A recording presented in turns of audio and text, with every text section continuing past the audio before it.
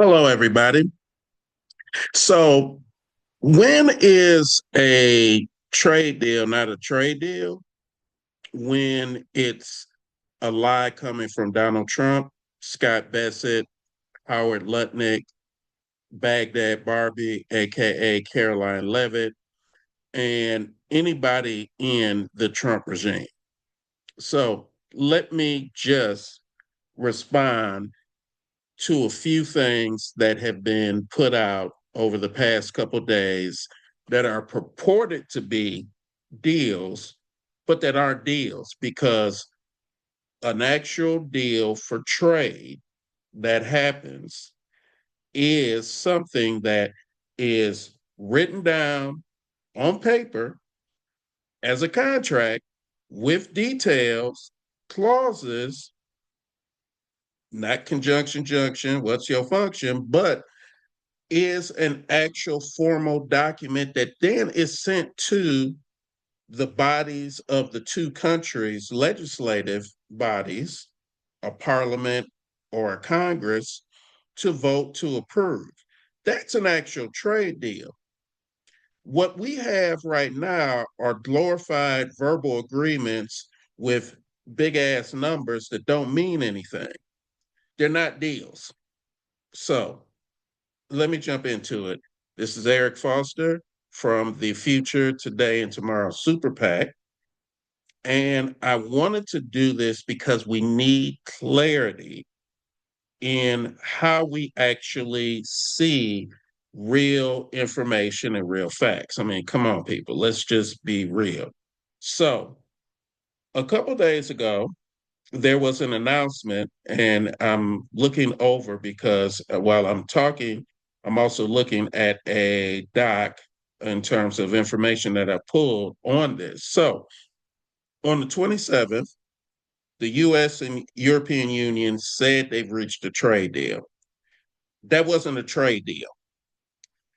They agreed verbally to some things that they would put in writing to do later. It's kind of like how Wimpy in Popeye, if I can get a hamburger today, I'll gladly pay you back on Tuesday. That's basically the intent of what has been quote unquote called a trade deal. It's a Wimpy hamburger deal to give Wimpy a hamburger today for him to pay you back on Tuesday. That's not a deal, people. That is not an actual deal. So, in that quote unquote agreement, there's purported of how much Europe is going to buy from America, how much Europe is going to invest in America, and what Donald Trump will be able to control in terms of the investment. Supposedly, $600 billion dollars that Europe would invest in America. That's a lie. Why is that a lie? Because the European Union does not have businesses that it owns that can invest. The hope is that European companies might decide to do some investment in America, but it's a hope. It's hope and dream. Then purchasing from the US in terms of products, goods, and services, will purchase the energy products. He said, "Oh, they're going to purchase 750 billion in energy project products by 2028." We don't make $750 billion worth of energy products that could be sold externally. We don't make enough oil, natural gas, liquefied natural gas to be able to sell. We export a lot, but we don't make enough, and there's just not enough that could be produced. It's fantasy.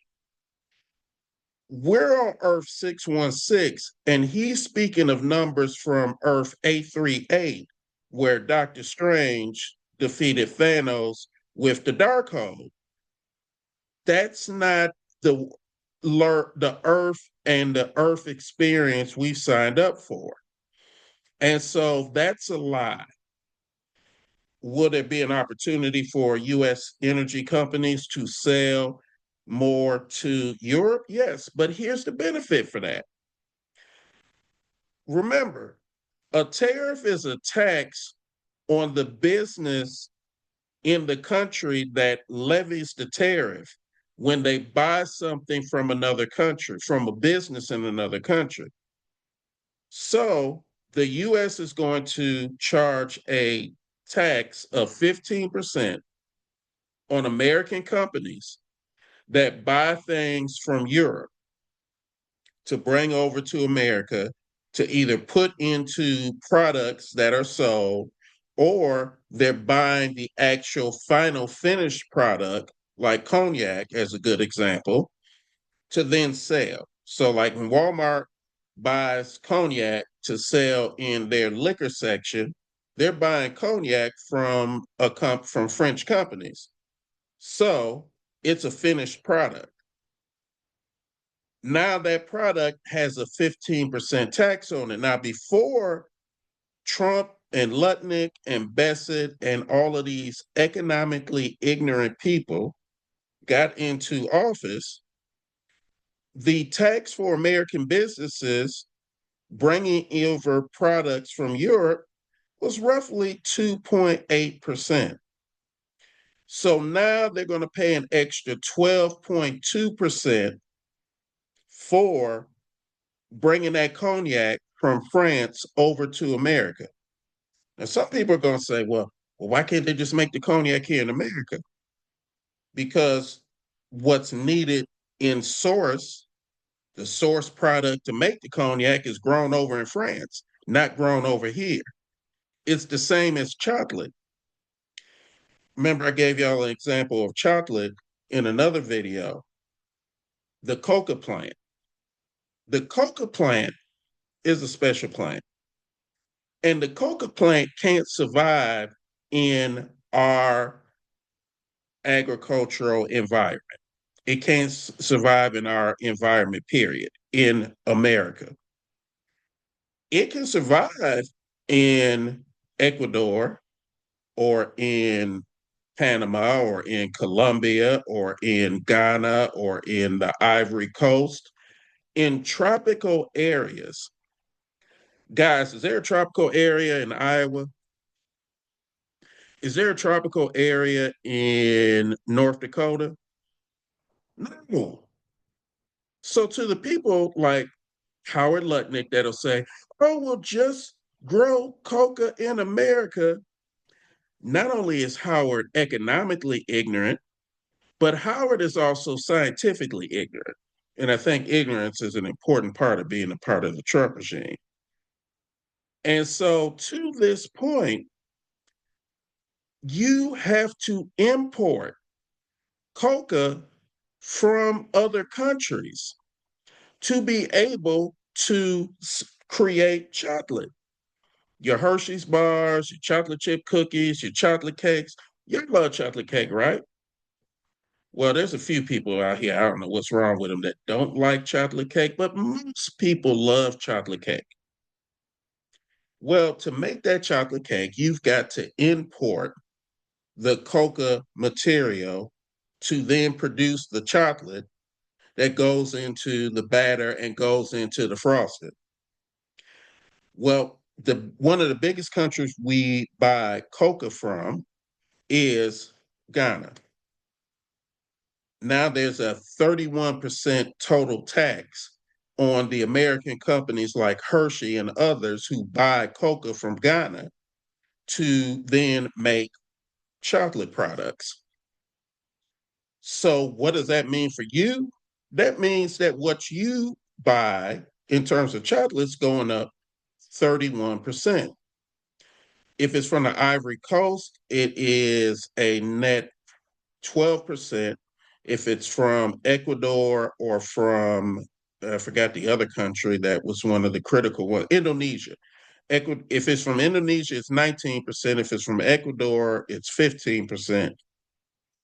So these are all up from the 2 or 3% that they were before under President Biden, and even when Trump was in office before, or under President Obama or President Bush, the tax on chocolate is going up, and you're going to pay that price. So let's go back to a clear example. If the chocolate normally cost $100 per pound, and before you paid a price of you paid a tax of 3% as Hershey to import the chocolate from Ghana, you paid $103. Now Hershey has to pay $131 because the tax is 31%. Hershey ain't gonna just take that extra $28 that they have to pay and absorb it themselves for the good of you, the chocolate consumer. They're going to charge you that extra $28 so that they break even on that increased tax and they still make money. That's called common sense. That's called living in the real world. Because if you run a business, you don't run a business to lose money, you run a business to make money, to keep your head above water, making a way, if you can, away from temporary layoffs. Good times. Now, here's another problem. So let's go back to Europe. So we're going to charge 15% on things that we buy from Europe, a 15% tax. That's going to be the standard now. Well, it might be the standard, let's be real, because we don't have an agreement. We have a verbal conversation like Wimpy. Give you the hamburger today, and I'll pay you on Tuesday. So right now, we're saying we're giving Wimpy the hamburger, and when he pays us on Tuesday, he's going to pay us the hamburger price plus 15%. That's kind of the nutshell. But going back to European Union and American companies. So American companies, what do we get from Europe? What are some of the main things that we buy from Europe? We buy things such as, I mentioned cognac as an example, but we buy machine parts, we buy high-end cars, we buy high-end clothes and fashion. Actually, to give you a good example, I think when me and my second ex-wife got married, Jackie, I believe that the dress that she had for our wedding, which cost about $4,500, but guys, it was a beautiful dress. So I don't regret us spending that money on that dress. But I believe most of the material came from Europe. It wasn't made here in America. And so, that's kind of okay. But that now dress might have cost 4,500 plus that extra 15%. On top of that, if we had gotten married now under what Trump is proposing with Europe. But if there was a Enrico and Jacqueline in Italy, and if they were getting married and they were buying a dress for her to have for the wedding, and the material for the dress came from America, the European company is now not going to have to pay a tax because Europe is saying, okay, we're going to drop the tax tariff on getting products from you. So the European company is now going to make more money, and the European consumer is basically getting a tax cut on that dress. So, I mean, that's just the reality. The European company and the European person is getting a tax cut. So the effective tax rate that Europe charged on imports from the United States before Trump, before all of this garbage, it's around 3.5%. Now that's going to be zero. So the European business, going back to the $100 analogy, the European business that would have paid in the past $103.50 for a product that they get from America now pays just $100. And the European consumer who would have paid $103 plus markup and et cetera now pays $100. So both the European business and the European consumer get a tax cut. So we're, in a sense, kind of giving them partly we're giving them our money, but the American business and the American consumer are paying a 15% tax rate. They're paying a 12.2% tax increase. Not only is MAGA bad at math, but MAGA is stealing money out of your pocketbook or out of your wallet. Are y'all cool with this? Are you okay with MAGA stealing from you?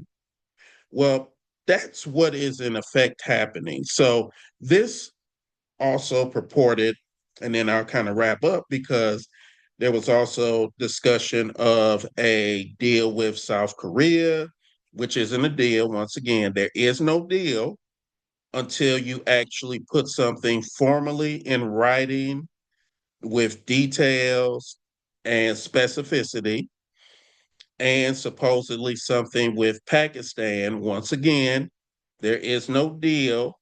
There is a verbal agreement to sell them hamburgers today for them to pay us on Tuesday.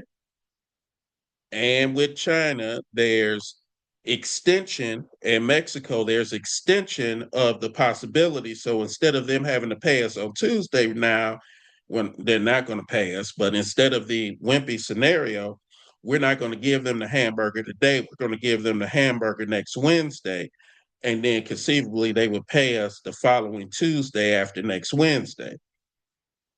Guys, all of this is fucking crazy because it's not real world. Real deals are contracts that are spelled out with language that then has to be approved by the federal bodies that are in charge of dealing with trade and treaties.